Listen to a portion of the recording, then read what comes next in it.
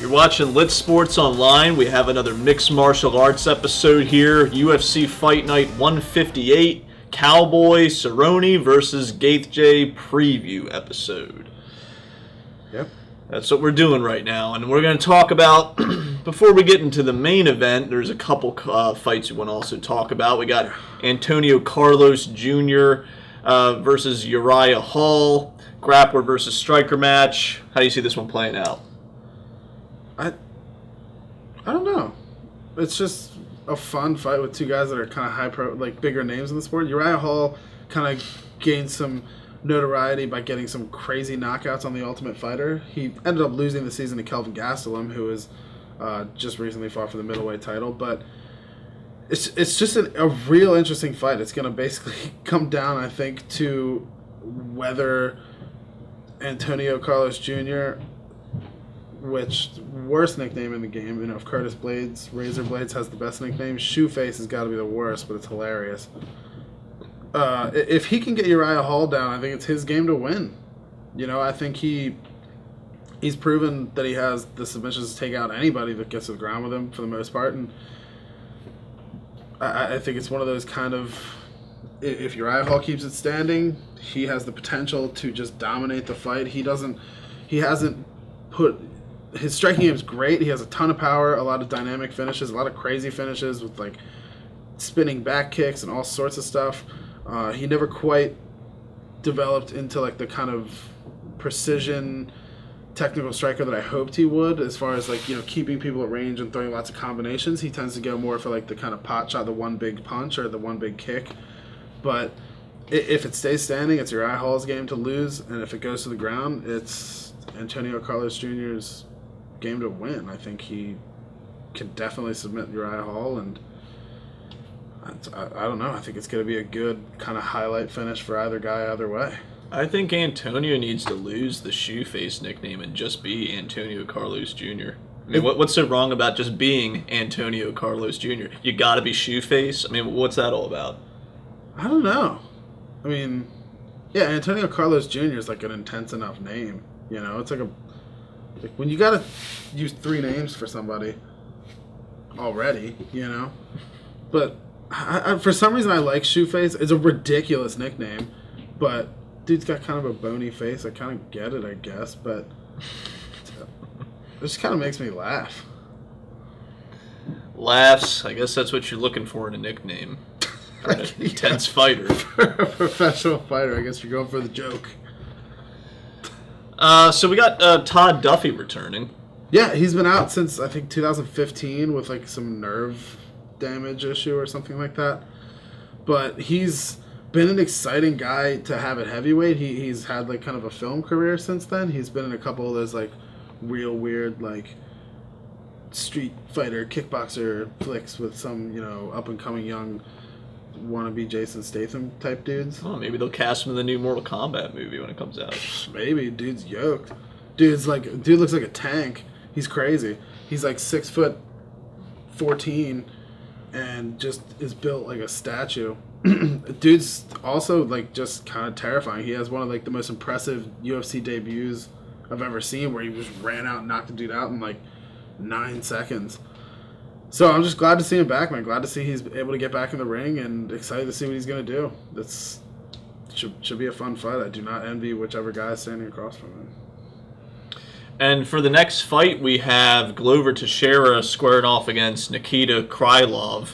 Both of these fighters have knockouts and submissions on their record, so it's going to be interesting to see what happens in this one. Yeah, I would be really surprised if this gets to a decision. I think it's going to be a pretty exciting fight. Both guys are kind of known for KO power, but Nikita Krylov has some real notable submissions on his record. I think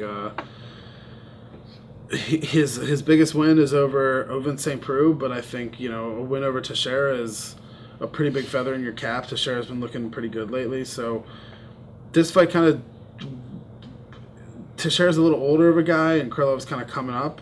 And so you see these fights relatively frequently where it's a guy who's been at the top and is on a little bit of a rough patch, and then there's a guy who's been stop and go throughout his career and is kind of trying to break into that top few guys in the division. And the light heavyweight division is kind of like pretty shallow You know, Shogun's still in the top 10 for Christ's sake, and so it's, you know, it's not the deepest division. The level of competition jumps up pretty high, pretty significantly in the top like 3 guys with, you know, Gustafsson, Cormier, and John Jones. But you know, new blood's always exciting, and like I said, Teixeira's older guy trying to stay up there. Krylov's trying to break in. It's a huge win for Krylov if he gets a win over Glover Teixeira, and for Teixeira, it's an opportunity to kind of turn back a younger guy and play Father Time a little bit longer, and hope he can stay at the top of that division, get a couple more big money fights before the end of his career. I don't think he's ever going to win a championship, but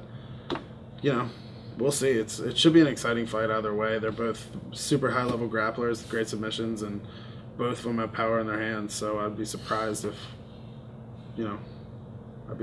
they both make it out of there with their consciousness. And then the main event, Donald Cowboy Cerrone versus Justin Gaethje. Yes. So this doesn't really sound like one that's going to go to decision either, does it? No, it does not. I mean, this is about as fun a fight as you can get.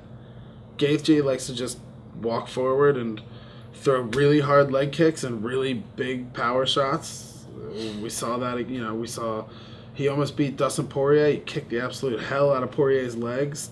So he did the same thing against a bunch of guys. His knockout of James Vick is just crazy. He's got, you know, knee knockouts, you know, hook knocks out. He has a giant kind of overhand right. He's a kind of like small, like squat dude, and but he's a great wrestler too. And that's kind of the tricky part about his game is if he wants to, he can mix it up and get a good takedown. But mostly he uses to just keep it standing and try to land that big shot.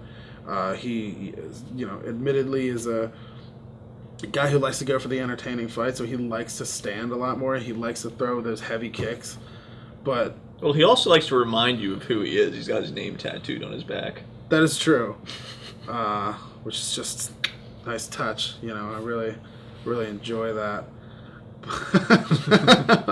I mean, Cowboy has Cerrone across his back too, so what do you want? And Cowboy's one of my favorite guys. So this is a real interesting fight, man. Cowboy's always an exciting fighter. He's a super dynamic striker. He throws great combinations, has one of the best highlight reels in the game. Just an all-around fun guy. He's kind of crazy. He owns, you know, a ranch that he calls the Bad Motherfucker Ranch. He goes wakeboarding. He goes cliff diving or climbing or whatever. Just an insane guy, but his fighting style is super fun, man. He likes to walk forward. He's high-paced. He throws a lot of combinations, a lot of head kicks, a lot of low kicks. And he's, to boot, is a fantastic grappler. He's one of those guys who sometimes he'll get in striking matches with guys and they go, okay, I need a break from the striking. They go for the takedown and then he locks up an armbar or a guillotine, and he's got super slick submissions, which we haven't seen a lot of from Justin Gaethje. So you never know if Justin Gaethje's forward pressure isn't enough to throw Donald Cerrone off and he goes for the takedown. You might see Cerrone pull off a submission, but I don't think it's going to happen because I don't think Gaethje is going to go for the takedown. I think if anybody's going to go for the takedown, it'll probably be Cerrone. Gaethje is a very high pressure fighter. He likes to walk forward a lot, throws a lot of heavy leg kicks that really slow people down. Cerrone has been a little bit susceptible to that in the past. He doesn't like to fight moving backwards a lot. He likes to be the aggressor. He does have a really good counter-striking game, but it's not that he likes to back up and counter-strike. He likes to get into the point where he's kind of holding his ground and somebody throws a shot and then he responds rather than responding well to a ton of forward pressure. So since that's Gaethje's game, and if Gaethje is able to capitalize on those leg kicks early and kind of get inside on Cerrone and land a couple big shots, we could see Cerrone start to back up more, to not have the confidence to move forward, and that's kind of where we see Cerrone start to fall apart in a lot of senses. So it's a dangerous fight for Cerrone. I think Gaethje has a really good game to throw Cerrone off, but if Cerrone comes in there and is able to set himself up early and circle out a lot and not back straight up against the fence and be susceptible to those big power shots that Gaethje has, then I think Cerrone can. There is the potential for Cerrone to put on a kind of vintage Cerrone performance and pull off a counter-striking combination and knock Gaethje out. We've seen Gaethje be taken out before, so it's not impossible for Cerrone to lose or to win. I think that Gaethje just kind of his pressure and his kind of big looping power shots are kind of tailor-built to beat a guy like Cerrone, who tends to back up in a straight line and try to counter-strike and circle out against the fence. So Cerrone's one of my favorite fighters of all time, and a little worried about this fight for him, but it should be a super fun fight, and it has a lot of potential for both guys to be shot to the top of the division with a win here. Yeah, I mean, I guess what I'm wondering is that, like, if you're Cerrone, like, how are you going to approach this fight knowing that the guy you're going up against is going to be high pressure, not going to, like, back up? I mean, because, Cerrone doesn't really want to be in that backup position either, like you said. Yeah. So, I mean, what do you do? I mean, could we have a situation where both guys are just going straight at it and then we see a knockout in the first 20 seconds? Like, yeah, that's definitely possible. I think if I'm trying to coach Cerrone, the first thing you focus on is not backing up. The first thing you focus on is you try to establish that you're the one putting the pressure on, right? And the way you do that is by, instead of going straight at somebody, you cut angles, right? You don't just move in a straight line. You move side to side and switch stances a little bit, which Cerrone can do. And so if when Gaethje is coming towards you, instead of backing straight up, you cut an angle and land a strike on your way out, and you take the corner, then you essentially mitigate that ability for Gaethje to back you up into a corner on the fence and land that big power shot, which is where we've seen him land it a lot. A lot of guys, they back straight up to the fence, and when they try to get out to usually they go to their left, which is right towards Gaethje's right hand. When guys try to dip out to that left side, Gaethje lands that big looping right. And if Cerrone, which he has the ability to do, to cut the corners and not get trapped backing straight up, if he's able to pull that off, I think he could very, very well could start putting combinations together pretty quickly and pull off a victory. But Cerrone tends to be a little bit of a slow starter, so if Gaethje comes out right out of the gate and just immediately pressures Cerrone, we could see that kind of set the dynamic for the rest of the fight.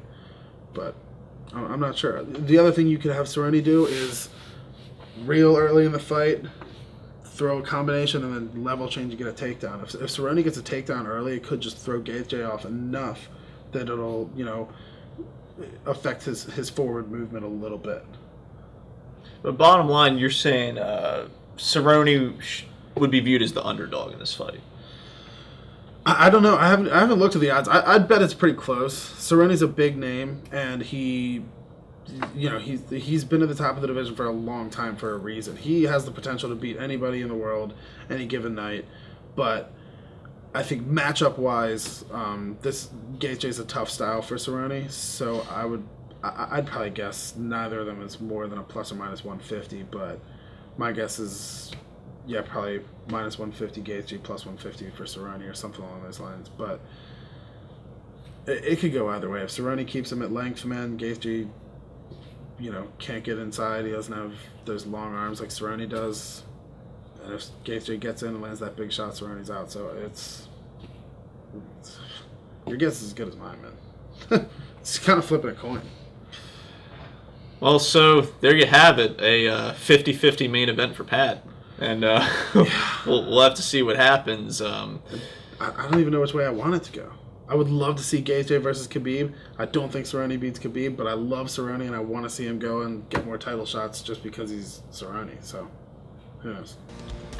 But thanks for watching Lit Sports Online. Make sure to check out our website, like the video, and yeah, hope you enjoyed. I don't know what that means, Alex, but it sounds vaguely sexual, and I don't appreciate it. Hashtag, fuck you.